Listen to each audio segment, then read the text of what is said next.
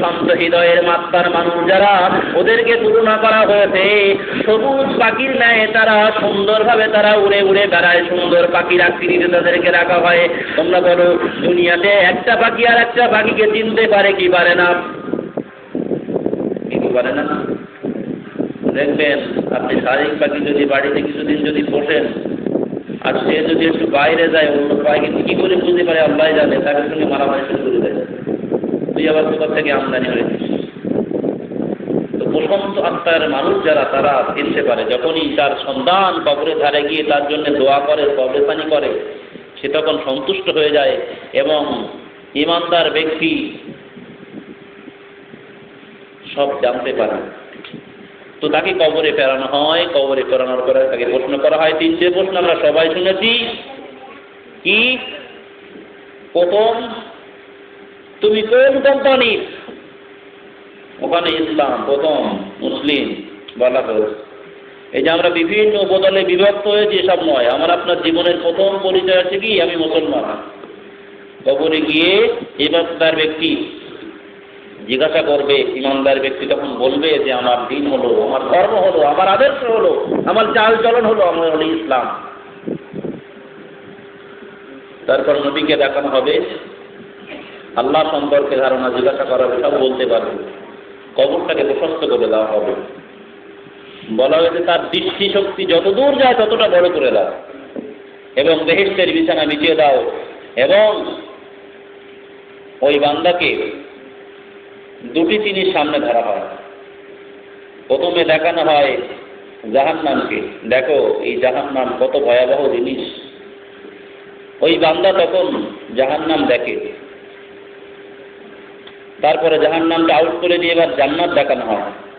দেখো বান্দা, যে জাহান্নাম দেখলে ওই জাহান্নামের জন্য তুমি বরাদ্দ হয়ে যেতে, কিন্তু যেহেতু তুমি ভালো কাজ করেছো, সেই জন্য তোমাকে এই জান্নাতের মেহমান বানানো হবে। জোরে বলুন সুবহানাল্লাহ। জান্নাতের স্নিগ্ধ হাওয়া এই কবরে আসতে থাকবে, অনন্তকাল সে চির শান্তিতে অবস্থান করবে।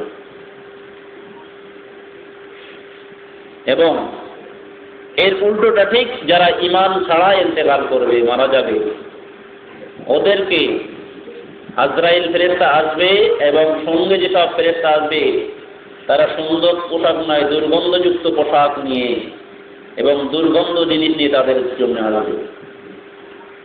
তাদেরকে জান যখন কবজ করতে যাবে আজরাইল, সহজে জানটা কবজ হবে না, জোর করে তার জানটা কবরে বার করে নিয়ে আগত ফেরেশতাদের হাতে দেওয়া হবে।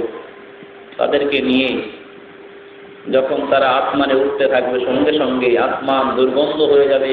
আসমানের ফেরেশতারা তাকে বলবে, কোথাকার কবির লাশ এখানে নিয়ে আসছো, যাও এখান থেকে নিয়ে চলে যাও। জান্নাতে আকাশের একটি দরজাও তার জন্য খোলা হবে না, এবং তার স্থান হবে সিজ্জিন নামক স্থানে। অর্থাৎ সিজ্জিন মানে জেলখানা, সিজ্জুন থেকে এসেছে। জেলখানার মধ্যে যেমন মানুষ কষ্টের মধ্যে থাকে, যারা বেঈমান অবস্থায় মারা যাবে তাদেরকে সেই জায়গায় তারা অবস্থান করবে। এবং তাকে যখন জিজ্ঞাসা করা হবে, তোমার রবকে, তোমার ধর্ম কি, তোমার নবী কি, সেই সময় সেই বেঈমান বিশ্বাসঘাতক যে আল্লাহ পাক রব্বুল আলামিনের অসংখ্য নিয়ামত ভোগ করার পরেও আল্লাহকে যে চিনতে পারেনি, ওই বান্দা তখন বলবে, হায়হাতা আলা আদিরি, হায়হাতা আলা আদিরি, আমি কিছুই জানি না, আমি কিছুই জানি না। ওই সময় হাদিস শরীফের মধ্যে এসেছে, নবী পাক আমার বলেন, বান্দার জন্য কবরে তখন সংকীর্ণ করে দেওয়া হবে। ডান দিকের কবরের মাটি, বাম দিকে দুই দিকের কবর। রাসূলুল্লাহ দেখানোর জন্য দুটি হাত এক জায়গায় করে পাঁজরের কাঠিগুলো একে অপরের সঙ্গে মিশে যাবে। শুধু তাই নয়, বিশ্বনবী বলেন, ওই ব্যক্তির কবরে, গুনাহগারের কবরে 99টি বিষধর সাপ ছেড়ে দেওয়া হবে।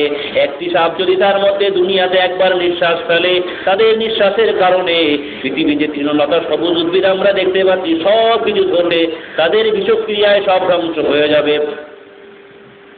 শুধু তাই নয়, গুনাহগারের কবরে যখন সেই আপনার কিনা ফেরেশতা পাঠিয়ে দেওয়া হবে, ফেরেশতা পাঠিয়ে দিয়ে এমনি করে তার মাথায় হাতুড়ি আঘাত করতে থাকবে, এত জোরে আঘাত করবে তার শরীরটা ছিন্ন বিচ্ছিন্ন হয়ে যাবে, আবার তার শরীর তৈরি হবে, আবার তার আঘাত করা হবে, এইভাবেই চলতে থাকবে অনন্তকাল। সে শাস্তি ভোগ করতে থাকবে যতদিন না ফাইনাল জাজমেন্ট না হবে, যতদিন কিয়ামত সংঘটিত না হবে, ততদিন পর্যন্ত এই কষ্টে শেষে থাকবে।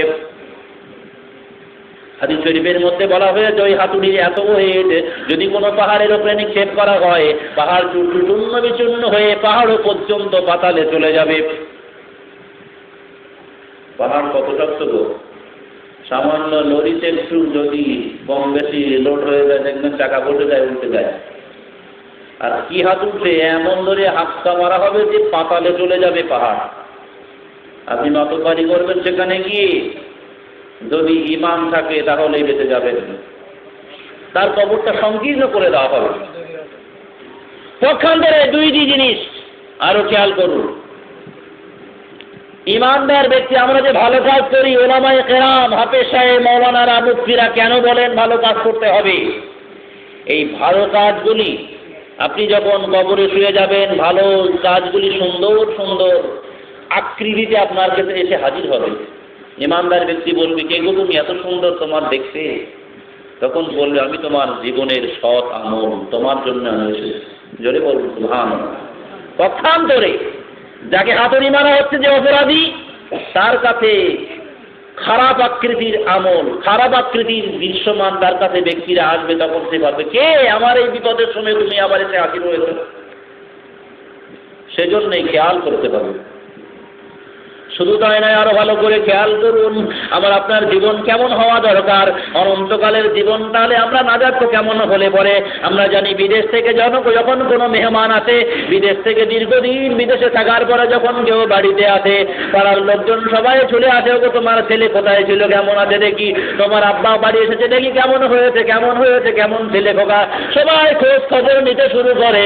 ও মুসলমান, খেয়াল করুন, আজ থেকে বিগত বছর ধরে যারা ইন্তেকাল করেছে, আমাদের থেকে যারা বিদায় নিয়েছে, ইমানদার আল্লাহওয়ালা মানুষ যারাই ছিলেন, ওই ইমানদার আল্লাহওয়ালা মানুষ যারা নাকি ছিলেন, ইমানদার ব্যক্তিরা, তখন তারা ওদের কাছেও যখন আজকে যদি কেউ মারা যায়, সঙ্গে সঙ্গে ওরা তার কাছে চলে আসে, সবাই তাদের রূহগুলো, জোরে বলুন সুবহানাল্লাহ, তার রূহগুলো সবাই চলে আসে, এসে জিজ্ঞাসা করে, ভাই তুমি তো মারা গিয়েছো, তুমি তো মারা গিয়েছো। আর যার সমস্যা যদি চলে যান, অসুবিধা কি আছে? কেউ ধরে রাখেনি এখনো, ধরে রেখেছে নাকি? দড়ি দিয়ে বেঁধে রেখেছে কেউ?